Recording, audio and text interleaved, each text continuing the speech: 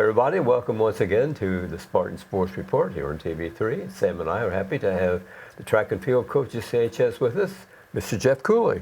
Hi, Fran. Glad to be here. Thank you for joining us, and the season is underway. Yes, it is. We have a few meets under our belt. This week's going to be really busy for us.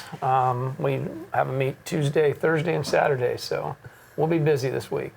Weather permitting, we might throw in. Well, for track and field, weather permitting unless it's thunderstorming. Okay. So, What about snow like this morning, though? Well, this morning, exactly last year, exactly this time, we were at Newcastle having a meet, and this snowstorm reminds me exactly of that. We continued. Now, Greensburg left. Newcastle and us, we continued. So. Well, the guys, they're farther south. They're not used to it. I guess they're not. But yeah, no, it really did. It reminded me because like tomorrow we're against Newcastle and Greensburg last year the same time, and the snowstorm was very, very similar. That's interesting. Yeah. What's the record, Jeff? Well, the boys are. Let's see, 3-2, I guess, and the girls are 2-2. Good. So, yeah. What's it take to be a track and field star? A lot of athleticism, a lot of dedication, a lot of running. Yeah, the kids have been working since January indoors. Of course, we were in the field house, and we ran and jumped and did some basic stuff to strengthen and condition. And now that we're getting outside, that's starting to pay off for us. Well, it's great to have nice weather, and hopefully it's right around the corner. Yeah, I certainly hope so. It makes it a lot better when it's nice weather. Sure does. What do your opponents look like this week? This week, tomorrow, we're at Greensburg in a three-way meet with Newcastle and Greensburg.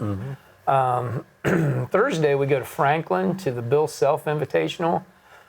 Teams like Whiteland, Mooresville, Franklin. So it's a pretty good indicator of where you are. Yeah, some really good competition. And then probably my favorite meet is Saturday. We go over to Eaton, Ohio. There are 15 teams there at the Eaton Invitational. It's called the Dean Stoltz Invitational. They have some kind of different type events too. Since it's Ohio, they run this 2,000-meter steeplechase. They used to throw the hammer. They don't do that anymore. They have a 4x2 relay. So it's a little different, which is nice for the kids. It's not the same as the events we do here in Indiana. The facilities, what are they like? Oh, great, beautiful. Franklin, I think did we play Franklin in basketball? Have you ever been down to the Franklin High School? The new Franklin High School. I've been there for swim meet, and amazing. It's amazing. It's like college. It really is. The facility is awesome. Same thing with Eaton. Eaton has a really great track and field facility. For a small town, that's it's top notch for sure. very good. Yeah. It's an invitational. How do you get invited? Well, a few years ago I asked, and they invited us, and there's some local teams. Richmond goes, Hagerstown goes. There's a lot of Ohio teams too, Twin Valley South, All really Talawanda. pretty close that we could be playing some of those. I mean, they're just as close as many of the places we go. Yeah, for sure. For all sports. Yeah, for sure. And then there's a few schools out of Dayton that come to Eaton. So yeah. Like I said, I think this year there are 15 teams. There's usually something around there, and it's good competition. The Bill Self is also really good competition. Great. Who is Bill Self? Why is Well, he was I think he was a coach at Franklin High School, a long-time track coach, and they just named it after him. That's great. Yeah, that's very good. That's very good. What about the middle school? You've got some. We do. Who run track and field. We do. They're in the middle of their season as well. They've had 2 or 3 meets. They come out and practice with us usually to kind of get them used to being out and doing what we do. I'm not sure of their record. I think they're 1-1 to be honest. But yeah, we have some quality athletes down there as well. Good. It's good to have that feeder program for us at the high school level. Absolutely. Who helps you coach, Jeff? I have several coaches. McCully Vessels and Dennis Perkins do the shot and disc for me. Okay. Ron Paxson is the girls coach now. He also does pole vault. Tim O'Rourke is the hurdles coach. I do the sprint coach, and Jacob Kirchhoff is the distance coach. So kind of spread the responsibilities out. Takes a lot of people to put on a track meet. It takes a lot to put on a track meet. It takes a lot to coach. Yeah, Yes, sure. yes. Yeah, that's one of the struggles, I guess you would say, is when, not this year because we only have one home meet, but in years when we have more than one home meet, finding all the people to run a track meet is kind of challenging sometimes. Well, CHS hosts a sectional, don't they? We do. We don't, now this year we don't need as many people because Mr. Duncan has hired a timing crew. Okay. So they take care of all that, which is Well, that's good. nice. Yeah, that's nice. In years past, in the old days, I guess you'd say, we'd have eight or 10 people with stopwatches. Now that can be done by one guy in a computer. Sure. So, yeah. And we're getting new lights. Are we? I didn't know that. I think so. I guess Mr. Duncan must have told you that. News News to to you, me. huh? Yeah, yeah. Well, that's awesome. So Yeah, they all that one. match that way. We had that one go so down. The LED lights. Oh, awesome. That's good. It'd be great. Yeah, that will be. That will be. Especially sectional time. It gets, to run under the lights is pretty fun. The getting an electronic timer makes it more accurate, I would think, than Yeah, makes it a lot more accurate. takes away the possibility for human error. Yeah, it does. Most of the bigger meets nowadays have electronic timing. There's several companies that do it. It's more accurate. It's easier as far as not getting workers, and one guy takes care of everything. So yeah, that's much more efficient and effective. You've been coaching track and field for 31 years, I think. I started Martinsville East Middle School when I was doing my student teaching. 8th grade girls coach, that was me. That's your spring thing. Now in the fall, you're cross country. No, in the fall I coach soccer. I coach girls that's right. soccer in the Okay. fall, yeah. Are there any sports that you haven't coached? Lacrosse. Well, we don't have that here, but, No, but I think you're probably the most versatile guy at CHS. Well, Sam, well, thank you, but I'll tell you, it's just because I'm old, okay? I've just been around a long time, and they needed a guy here or there, so I was that guy. Plug you in, huh? Put me in, coach. Yes, doesn't have anything to do with being good or effective. It's just been here a long time, I guess. You've touched a lot of young people's lives. Well, I'd like to think so. I'd like to think So so. that means you've coached football, Coached in Little League football, yeah. Little League, and football. basketball, I coached basketball for about 20 years, yeah. starting with the freshman team. Actually, we started with the middle school team. I was Okay. I 7th grade and worked my way up. Sure. And spent the last 10 years coaching the JV team. And you had some winning teams. Yeah, we did. We had some good teams. That was back in the Matt Howard era. Yeah. He never played JV for me. Just to clarify. He went right by you, did he? Right on by. Right on by. I think he went from 8th grade to varsity. I think he did. Yeah. Yeah, he certainly did. But you've had a lot of success, Jeff. Yeah. Well, As Sam said, you've touched the lives of many young people. I like to think so. It's kind of why I do it.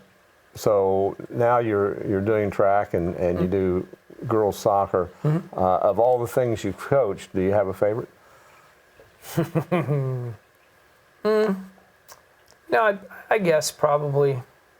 I guess I still miss coaching basketball a little bit. I miss you on the Yeah, sidelines. I enjoyed that, especially the night before Thanksgiving when you're running out of the tunnel and it's crowded. And Yes. I guess I kind of miss that. I'd say that might be my favorite. And I've heard kids say that a sport that they may excel in may not be their favorite sport. That heard a few kids say that of late, and that's okay. Yeah, and that's okay. That's okay. I think so many kids nowadays are being so specific about what they do and not playing multiple sports. And I really think that kind of hurts them athletically. There are movements and things that you can learn in other sports that will translate to the main sport you have. I'm all for kids playing as many sports in high school, as you can. I know Coach Duncan has talked about this, and I believe it too, that the big time NCAA guys, that recruit, they want kids to do more than just play one sport. So I don't know. I'm all in favor of multi-sport athletes for sure. What did you play when you were at CHS? I played a little football, basketball, and golf. Yeah. Well, that's a great combination. It wasn't bad. I didn't mind it. I didn't mind it. What coach? What sport helps? Yours is cross country, right? Or yours is track and field right now. And does that help a football kid? Oh, or a absolutely. basketball I kid? mean, we got I coach the sprint kids. When most of those kids are the running backs or the wide receivers on the football team. Oh, okay. So in the springtime, I'm trying. Hopefully, I think I am getting them faster. Speed on the football field's never a bad thing. Sure. A lot of the big guys that throw the shot and disc, a lot of them are on the football team. Of course, they're your linemen. They're working on their foot skills. So a lot of things like the discus, you have footwork. Blocking, you have to have a certain footwork. Those kind of translate a little bit. So there's a lot of things that carry over from track and field to football and other sports as well. That's good. But as you pointed out, in high school, a youngster should have multiple sports, and then when they get to college, they're refined to the one that they're get the scholarship for. Absolutely, yeah. I mean, I hear that from college people more and more. That you give me a good athlete, and I can mold him into what I want him to do. Sure. So I mean, playing multiple sports just enhances your athleticism. So I believe it's going to benefit you. Any kid that you've coached have gone on to great things? Oh, yeah. Well, I mean, we were just talking about Matt Howard a little bit ago. Yes. Of course, we know, I guess I did coach him, although he was on. I guess technically. So yeah, we've had didn't get several. to him, so that's why. Well, I mean, I would coach him into post drills or what. When we broke down, whatever. I mean, I guess. We've had a lot of kids over the years that have gone on. Probably too many to try to mention. Sure. Yeah, the older I get, the harder it is to remember too. So, yeah, but there's been lots of kids in track and field and soccer and, that have gone and all on. the sports that When I've they coached. went to college, they did real well. Yeah, they've gone on and they've had some success, and that's rewarding for me. I love to see that. That's what it's all about. It is. You turn out good citizens in addition to good sports. Well, I think that's part of your responsibility as a coach. Yes. Yeah, to turn out good people and good athletes and good sportsmen. Now, soccer. You like soccer? I love soccer. Yeah, I like soccer. You think it should be the national sport? I know. Now you're trying to get Sam going over here. I will come back to another one of your soccer. Now remember. Oh yeah, that's true. I will come back again. I appreciate and that. I appreciate you let me sit on the bench. You can come anytime. You're always welcome. Okay. You're always welcome. You hope some of the soccer enthusiasm will rub off on. Well, now Sam probably won't admit this, but it's the fact, okay, that it's the most popular sport in the world. Soccer. We understand that. Yeah, it's people in England play soccer. People all in over Africa, the globe, I guess, absolutely. play Doesn't soccer. necessarily make it the right thing, but okay, it might not be the right thing for you, but it is a popular sport. It is. Yeah, I do. It is, and those kids work hard. And they do. I coached the boys for a while, and now I'm coaching the girls, and a little bit different. Sure. But I really enjoy the girls. They seem to listen better, really, to be honest with you. Pay attention. Huh? They do. So I like that about the girls' team. Soccer is, you kick the ball a lot. You do. That's true. Yeah. Hopefully with some purpose and some passing. You tell me that footwork is most important to Absolutely, you try to guide your kick. Is that what? Oh, yeah, absolutely. Okay. Absolutely. Much like basketball, you're trying to pass it to a specific person in place. I see. We're trying to kick it pass it to a specific person and plays. Yeah, so having good foot skills is a necessity in soccer. You have to Yes. be able to trap it and pass it, and the good teams, all 11 girls can do that. And both those sports then that you teach or that you coach, track and soccer, both require good footwork. Yeah, for sure. Yeah, for sure. So those players could, those kids could play both sports. Yeah, well, matter of fact, a lot of my girls that run track also play soccer. I think about a third of my girls' track team also plays soccer. So yeah, there's some carryover there for sure. Soccer doesn't have a halftime. Well, it does have a halftime. It doesn't have quarters. Doesn't have quarters. We all play right, we play okay. 2 40-minute halves. There's no timeouts. Can't take. Okay, I I guess can't that's in the what I was middle. thinking of. Something's going wrong. I can't call timeout and bring them over. What but- happens if someone gets injured, if Now, they trip and fall? if someone's injured, they'll stop the clock I and see. they'll do that. And I guess in that way, Mm-hmm. I can call kids over and talk to them. But yeah, not like basketball where you can call timeout. Sure. Uh-oh, this is Huddle with going your- bad. Timeout. No, can't do that in soccer. So how do you just have to yell at them? You just yell at them. To them, Sam, not at them. Okay, To thank them. you. I yell to them. Yeah. You just, yeah.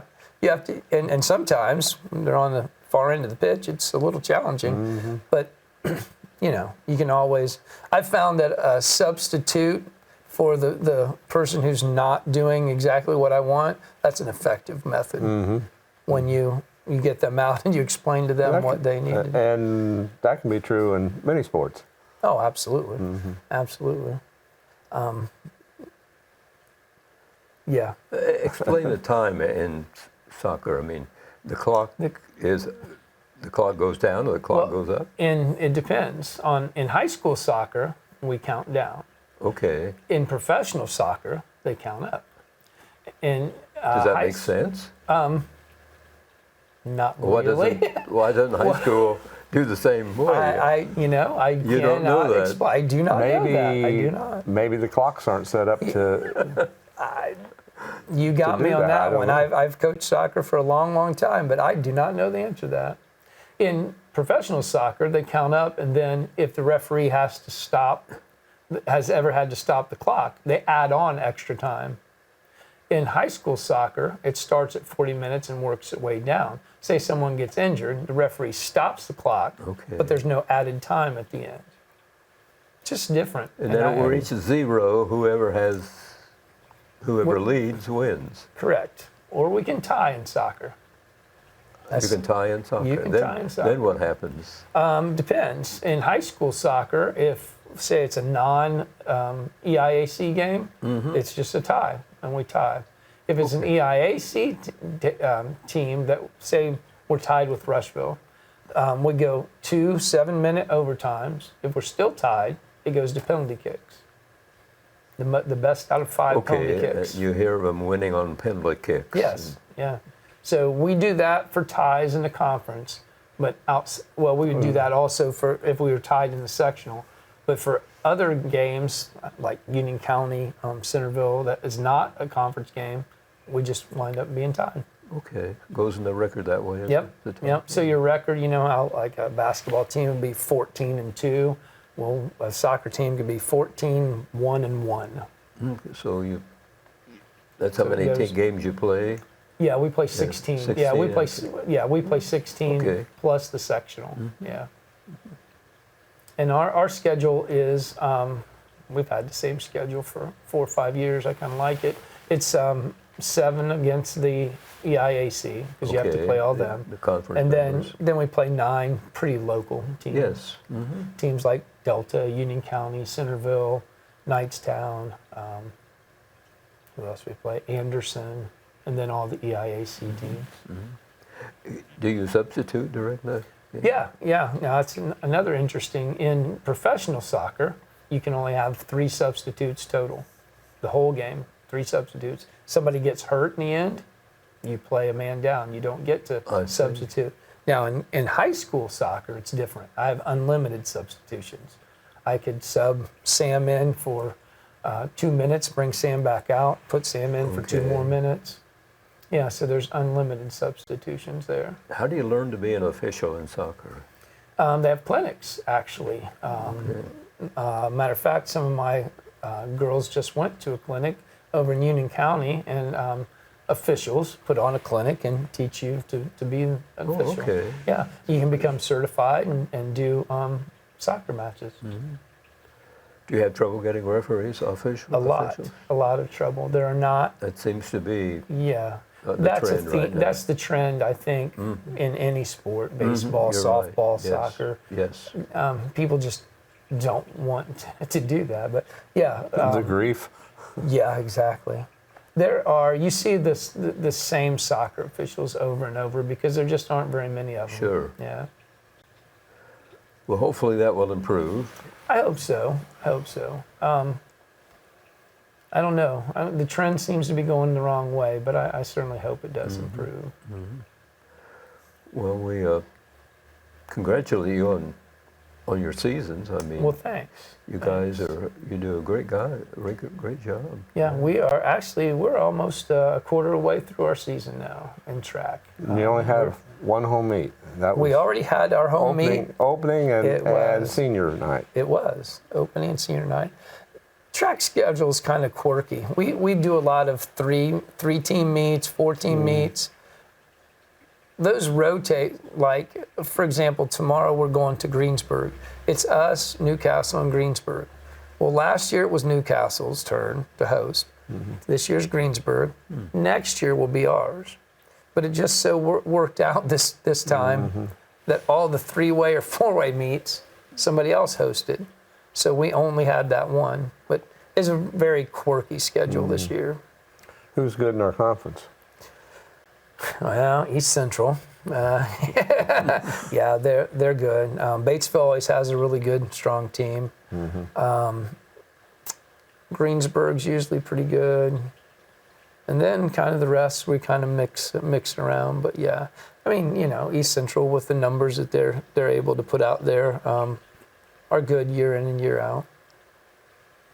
You have a lot of youngsters to choose from. Did the girls come respond to your call for athletes? No, unfortunately, this is one of the smallest girls teams I've ever had. We have 19 girls, which is not a lot in track terms. We have 38 boys, which is a good mix, but 19 girls is not.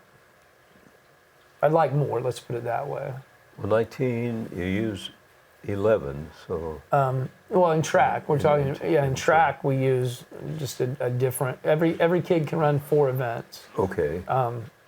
But you also have, for example, I have about 6 shot and disc girls. They just throw shot and disc, they don't do any running. So I have about 12 girls to fill the running events with. I have about 5 girls that do distance. Well, there's, you can, that makes it thin to do the distance. So, yes. So it's just always better. I got some quality girls, don't get me wrong. Sure. It would just be great if we had a few more. We talked about middle school a bit. What are their numbers look like? Their numbers are okay. They have about 20 girls and 20 boys. The problem, it doesn't always translate. When those kids come to high school, some of them go off to play softball, or some of them go to play tennis. So it's kind of like a pyramidal thing, and it kind of dwindles as it goes. If you can get 10 kids out of each class, that would be good. We're about half of where I'd like to be, actually. Well, with declining enrollment, Well, that's true too. That's true. that hurts as well. It does. That's true. And you can't really do much about that, but it does hurt a little bit. It's a less of a pool to draw from, but I mean, our girls team is we have some really quality young ladies on that team. So, What about seniors? How many will you lose, Jack? on the girls team, 1. We have 1 senior, Brooke Sutoff. She's our only senior. It's I have 7 guys, seniors, because we had 8 total. 7 boys, and so the teams are both pretty young. Yes, yes. So the future looks good. What about the Parks Department locally? How do they help you? I know they have a soccer program. They do, and they have tons and tons of kids. Just like I was telling Sam, though, it's like a pyramid. You have the 5 and 6 year olds, and then a few less play, and then when you get to the high school level, it's even less. Yes. The enthusiasm down there is awesome. They have they have tons and tons of kids. It is helpful for sure. It exposes kids, and but kids just have so many choices that.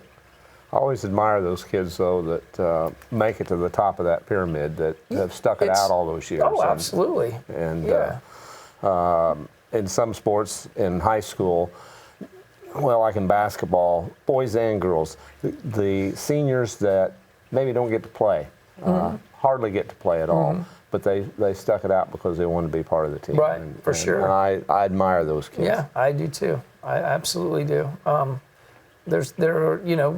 basketball, for example, what do you need? 4 per class is when you're a senior.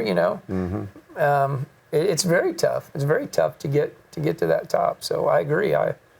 I think that's quite an achievement, even if even if you don't play. That shows some. You're still part of that team, and still help prepare those that do. For sure. Do get to. For sure. Every 2 years, the ISSA realigns, and they move schools around. Yeah. Explain that. It's depending on enrollment? It's depending on enrollment. It's depending on how many classes. For example, soccer. Well, track does not have classes. Okay. My soccer girls. We're in 2A. Well, a good example, Centerville has just moved up to 2A. So they take the top third enrollment, the middle third is 2A, and the bottom third is 1A. So depending on where you fall, you move up and down. Now we in soccer are kind of, I think we're 6 from the top in 2A. So for us, I guess that's a good thing. Except they have not realigned the sectionals yet, so I don't know who we're playing. Yes. Yeah. That's supposed to happen either the end of this month or early next month. They'll look geographically at who should be playing where, and they'll realign where you go for sectional. If you were making that choice, where would you like for us to be? Soccer-wise? Yeah. North. I'd like to go north, to me, Franklin County, Rushville, Centerville, us. And there's probably Beech Grove, like in that area. That would be good. Going south tends to be the closer you get to Cincinnati, soccer-wise, the tougher it is because Cincinnati has like all those East Central, Lawrenceburg, Batesville. All those kids have the opportunity to be in Cincinnati in half an hour and play in multiple leagues all the time. Where we're kind of at a disadvantage because. Cincinnati's an hour and a half, Indy's an hour and a half, and we're kind of out here. But you have to really want it. You have to really want it. Yeah, you really do. Yeah. Well, Jeff, you do a great job for CHS and all the athletics that you coached over the years, and I know you want to keep on. For a little while. Sure. We'll see. We want to see your girls soccer team the best of luck and your track and field squad. Hope they do well. I appreciate that. Sectional coming up. Yep. And then if they win there, they move on to a regional. Yep. The regional is at the girls are at Green. The girls are at Greenfield and the boys are at Franklin. So yeah. Right around the corner. Right around the corner, about 4 weeks actually. Kids will be graduating, and you'll be looking at newcomers. Yeah, for sure. Thanks, everybody, for watching this edition of Spartan Sports Report here on TV3. Jeff Cooley's been our guest, and Sam and I always appreciate the coaches that come and be on the show and how well we work with CHS and everything. That we do. Goodbye, everybody.